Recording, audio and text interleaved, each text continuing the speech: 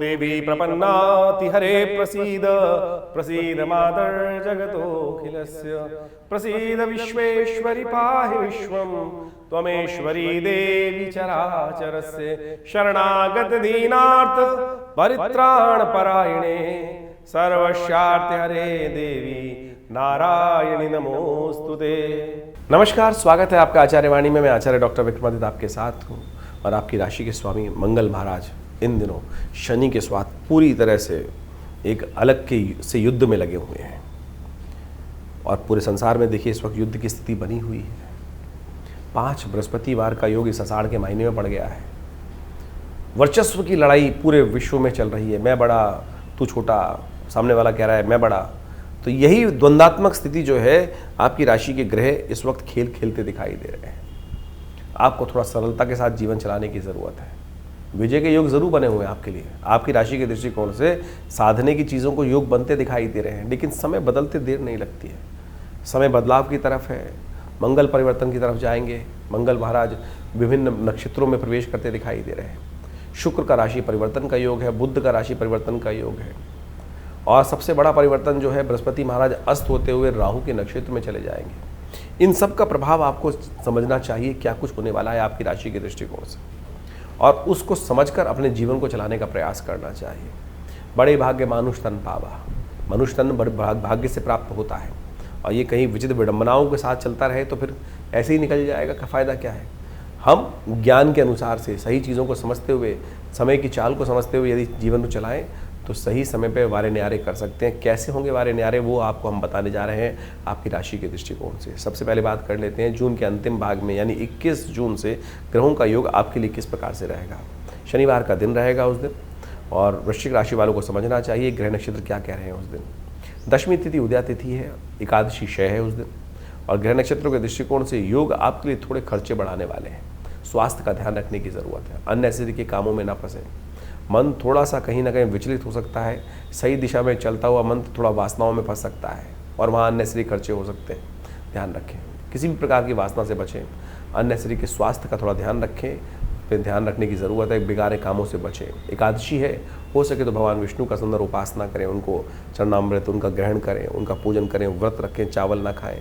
इन सब चीज़ों को करते हुए कार्य करेंगे तो अच्छा रहेगा। 22 तारीख का दिन रविवार का अवसर है। द्वादशी तिथि इस दिन विद्यमान है और इस दिन बुध महाराज राशि परिवर्तन करने का योग बना रहे हैं और यह आपके लिए अच्छा रहेगा, लेकिन थोड़ी सी असमंजस की स्थिति मनोमस्तिष्क में रहेगा। रिस्क लेने का टाइम नहीं है। अननेसेसरी कामों में रिस्क ना लें, इस बात का वृश्चिक राशि वालों को खासतौर पर ध्यान रखना चाहिए। स्वास्थ्य के मामले में थोड़ा ध्यान रखते हुए कार्य करने की ज़रूरत है।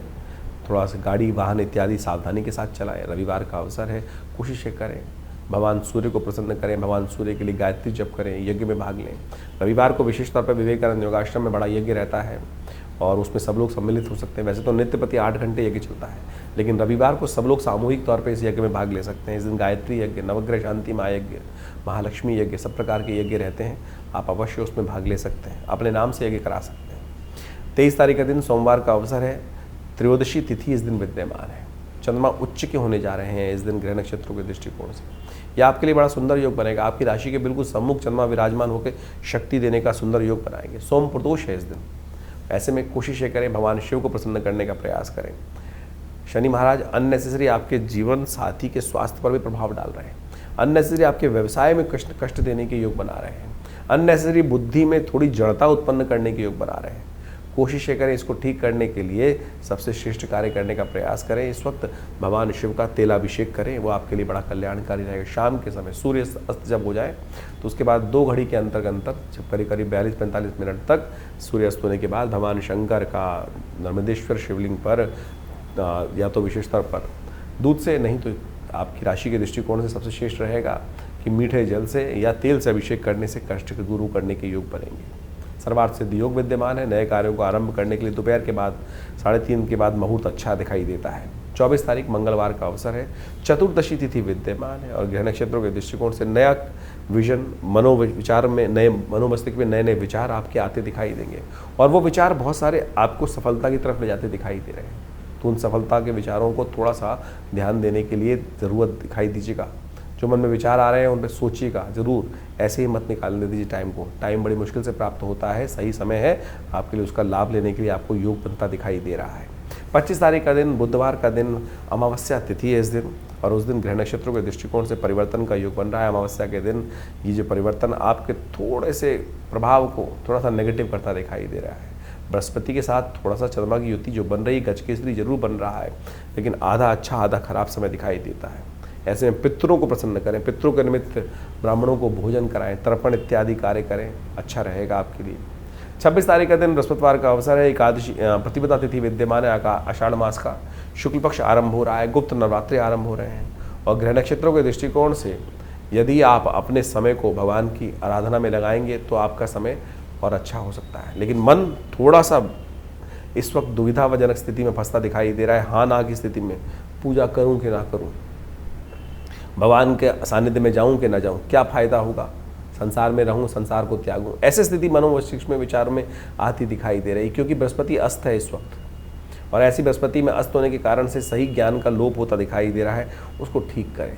गुरु का सानिध्य प्राप्त करने का प्रयास करें, वो अच्छा रहेगा। माँ भगवती का सानिध्य हमेशा कष्ट का निवारण करता है। हमें लगता है कि हमने काम किया ना, माँ की प्रेरणा से, भगवती की प्रेरणा से, इष्ट की प्रेरणा से ही समस्त जीवन में कार्य होते हैं, तो उनको समझना चाहिए।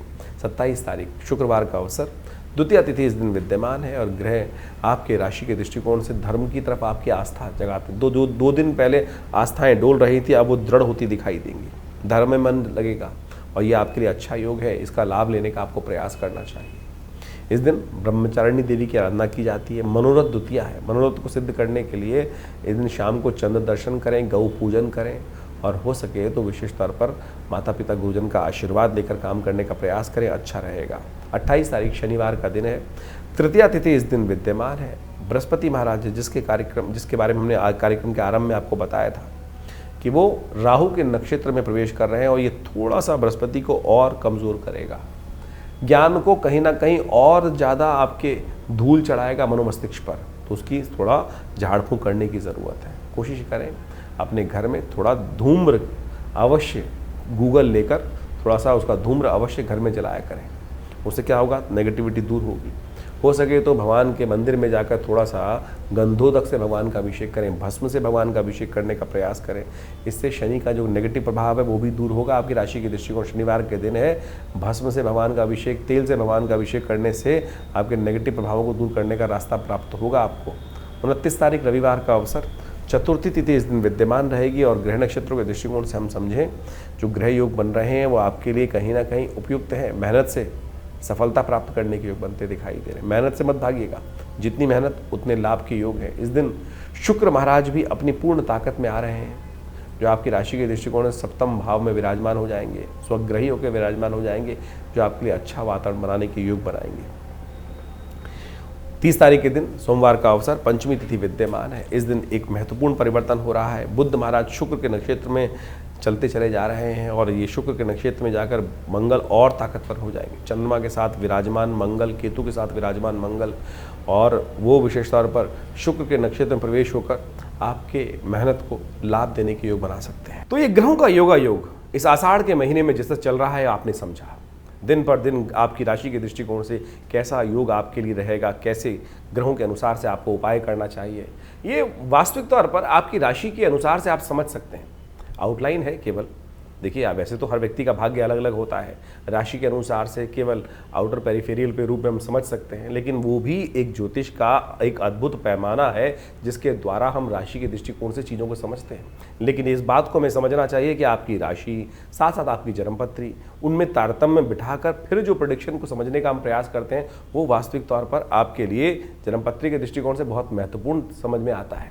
और ये ज्योतिष दिखाता है भविष्य के दृष्टिकोण से कि कैसा समय आपके लिए रहने वाला है। बुद्धिमान व्यक्ति वही होता है जो समय को पहचान ले, समय के अनुसार से कार्य कर ले। हजारों बार आपने समय के अनुसार से कार्य किया होगा, और कई बार आपके हाथ से समय फिसल भी गया होगा, क्योंकि चीज़ें आपको समझ में नहीं आई होगी। बाद में हमने विचार किया होगा कि उस समय यदि सही विचार हमारे मनोमस्तिष्क में आ गया होता तो हम आज कहाँ के कहाँ पहुँच गए होते। यही है बुद्धिमानी, यही ज्योतिष का नेत्र है, दिव्य नेत्र, जो सही समय पर यदि प्राप्त हो जाए तो चीज़ें आपके किस प्रकार से आपके जीवन में घटित हो सकती हैं। देखिए, बड़े भाग्य मानुष तन पावा, बड़े भाग्य से मनुष्य तन प्राप्त होता है। इसको ऐसे ही केवल भूस में लट मार मार के निकालने की आवश्यकता नहीं है। ज्ञान विज्ञान के उपयोग को अपने जीवन में उतारते हुए, ग्रहों के योगा योग को, दिन पर दिन जो ग्रहों का परिवर्तन है उसको समझते हुए यदि जीवन में हम समय का पहचानते हुए कार्य करेंगे तो जीवन में बहुत तीव्र गति से अपने लक्ष्य की प्राप्ति के निमित्त हम लक्ष्य की तरफ अग्रसित होने के सुंदर कार्य बना सकते हैं। ज्योतिष उसमें एक अद्भुत रूप से लाभ भी दे सकता है समय के अनुसार से। समय समय पर हमने भी अपने चैनल के माध्यम से आपके समक्ष विभिन्न भविष्यवाणियां उपस्थित करी हैं। आषाढ़ का महीना जिस प्रकार के योगों को लेकर आया है, षडाष्टक योग, शनि मंगल का योग चल रहा है। इस आषाढ़ के महीने में 5 बृहस्पतिवार का योग बन रहा है। विश्व के दृष्टिकोण से लड़ाइयों का, युद्धों का योग दिखाई दे रहा है। हमने इससे पिछले पूर्व अपने जो वीडियो बनाए थे उसके अंदर ये बात उपस्थित करी थी कि आकाशीय घटनाएं किस प्रकार की बन रही हैं और क्या क्या दुर्घटनाएं घटने के योग हैं। बहुत सी घटनाएं उसके अंदर आपके समक्ष में आई। अभी भी जिस प्रकार के योग हैं, षडाष्टक योग लगातार चल रहा है। विश्व में अशांति का वातावरण बनता दिखाई दे रहा है। युद्ध की स्थिति लगातार भयावह होती दिखाई दे रही है, विश्व में चल रहा है। लोग कह रहे हैं कि ये स्थिति आगे आने वाले विश्व युद्ध की तरफ अग्रसित हो रही है। बिल्कुल सही दिखाई देता है। अभी आज जल्दी ही आपको दिखाई देगा। मुहर्रम का जो वर्ष नया मुस्लिम हिजरी संवत के अनुसार से आरंभ हुआ चाहता है, वो साफ साफ दिखा रहा है कि अभी जिस प्रकार से इस्लामिक देशों को अलग अलग छितरा छितरा हम समझते दिखाई दे रहे हैं, आगे आने वाले समय में इनके ग्रहयोग के अनुसार से सब एक होते दिखाई देंगे। और जब ये सब एक होते दिखाई देंगे तो फिर एक पुनः भयावह स्थिति विश्व के दृष्टिकोण से, एक युद्ध के दृष्टिकोण से सामने आती दिखाई देगी। तो यानी इन समस्त ग्रहों को हमें अच्छे से समझना चाहिए और उसके अनुसार से कार्य यदि जीवन में करें तो बहुत रूप से चीज़ों को सही रूप से अपने जीवन में शुभ करने के निमित्त ले जा सकते हैं। इसके साथ साथ इन दिनों ग्रहों का जो परिवर्तन का योग चला, चाहे वो मंगल, चाहे वो शुक्र, इन सब ने अपने अपने नक्षत्रों में परिवर्तन किया और कई राशियों में परिवर्तन या कई अवस्थाओं में परिवर्तन हुआ। शुक्र महाराज अपने सुंदर रूप से अपनी राशि में आ गए। मंगल वहीं इन दिनों अपने राशि के दृष्टिकोण नक्षत्र में परिवर्तित करते हुए शुक्र के नक्षत्र में ही प्रवेश कर चुके हैं। तो ऐसे में इन सब का प्रभाव जो होने वाला है, ये सब आपको हमने समय समय पर बताने का प्रयास करते हैं, आपको समझ में भी आएगा। बहुत सारे लोग हैं जो तथाकथित तौर पर कई बार हमारे मनोमस्तिष्क में विडंबनाएं उत्पन्न करने का प्रयास करते हैं। हमारे ज्ञान पर भी कई बार लोग प्रश्न उपस्थित करने का प्रयास करते हैं। आपने जो कार्य जीवन में किया है उस पर भी आपके आसपास के लोग कई बार प्रश्न चिन्ह खड़ा कर देते हैं। उनके चक्करों में न फंसे। अपने शुद्ध ज्ञान को, अपने शुद्ध भारतीय संस्कृति के शुद्ध इस ज्ञान को, ज्योतिष विज्ञान को अपने जीवन में लाभ के निमित्त उपयोग करने से आपको लाभ ही मिलेगा। हमारे पूर्वज इससे अनेक प्रकार से लाभ लेते आए हैं और हम यदि सही समय पर अपने समय को पहचान लें तो सही रूप से अच्छे लाभ ले सकते हैं। आषाढ़ का महीना विशेष तौर पर गुप्त नवरात्रि का काल भी होता है। वर्षा ऋतु आरंभ हो जाती है।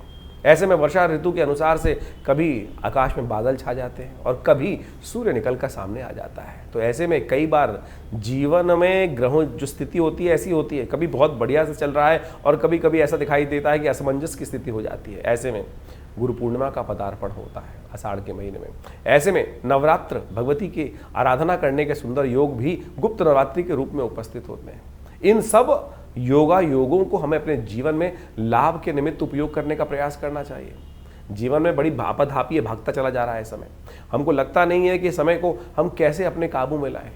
जा पर कृपा राम की हुई, ता पर कृपा सब जीवन में हर लोग कृपा करने के योग बना देते हैं, समझे। तो इसलिए राम को प्रसन्न करने का, इष्ट को प्रसन्न करने का प्रयास करें।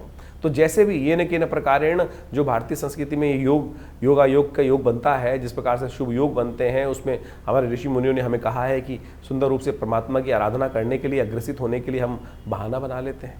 तो ये बहाना नहीं है, ये अपने आप को साधने का तरीका है। तो आषाढ़ के महीने में हमने विवेकानंद योगाश्रम में जैसा आपको अवगत कराया है कि गुप्त नवरात्रि का विशाल यज्ञ रखा है जो 26 तारीख से आरंभ होगा प्रतिपदा से, आषाढ़ के शुक्ल पक्ष की प्रतिपदा से, और पूरे 9 दिन दिव्य यज्ञ चलेगा माँ भगवती दुर्गा के सानिध्य में।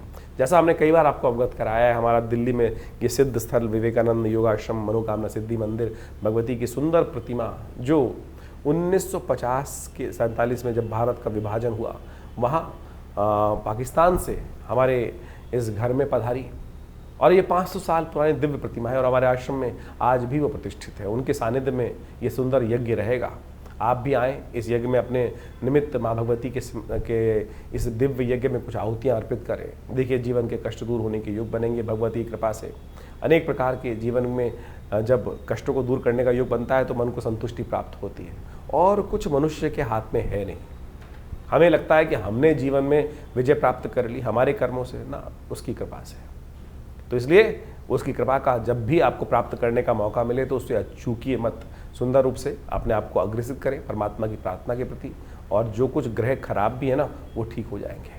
कई बार लोग ज्योतिष को ऐसा समझ लेते हैं कि डरने का योग है, भयावह स्थिति ऐसी बन जाती है, लेकिन डरने से कुछ नहीं होगा, उपाय करने से होगा। उपाय हम आपके समक्ष समय समय पर उपस्थित करते रहते हैं और उनको बताने का प्रयास भी करते हैं। तो आशा करें, समझें कि आपके जीवन में परिवर्तन लाने के जो सुयोग आपके द्वारा ही बनेंगे, किसी और के द्वारा नहीं बनेंगे। इस बात को समझ लीजिए। यदि आप उदासीन हो गए तो फिर कुछ नहीं कर पाएंगे। विश्वास रखें, विश्वास रखें कि आपके आत्मविश्वास के द्वारा ही, आपके द्वारा किए गए कर्म से ही आपके जीवन में शुभ का मार्ग बनना है। हम कई बार ऐसे उदासीन हो जाते हैं, अरे कुछ नहीं होने वाला, अरे सब कुछ होगा। वेद कहता है ना, उपनिषद कहता है ना, उत्तिष्ठ जागृत प्राप्त वरान निबोधता। उठो, जागो, चलो, जब तक लक्ष्य की सिद्धि ना कर लो तब तक बैठना मत। ज्योतिष उसी में आपके उत्साह को और वर्धन करने का योग बनाता है कि आपकी दिशाएं ठीक है। यदि एक थोड़ी सी रुकावट आ रही है, इसको मैं अपने ये किसी भी प्रकार से भगवान की प्रार्थना या कुछ उपाय करके ठीक कर लूँ, तो बिल्कुल उन रास्ते की जो रुकावटें हैं, हिंड्रेंसेस हैं, उनको साइडलाइन करके उनसे बच के आगे निकल जाऊँगा। देखिए, देखने का तरीका है, नज़रिया तरीका है। हम उस नज़रिए को आपके समक्ष रखने का प्रयास करते हैं और आशा करते हैं आप सही रूप से इन चीज़ों को समझकर अपने जीवन में शुभ की तरफ अग्रसित करने के योग बनाएंगे। और हमारा ये आश्रम, विवेकानंद योग आश्रम, हमेशा आपके साथ बहुत सारे वीडियोज़ को, बहुत सारे कार्यक्रमों को साझा करता रहता है। आइए विवेकानंद योग आश्रम में जुड़िए इन कार्यक्रमों के साथ और अपनी संस्कृति के सही रूप को पहचानने का प्रयास करेंगे तो अच्छा रहेगा।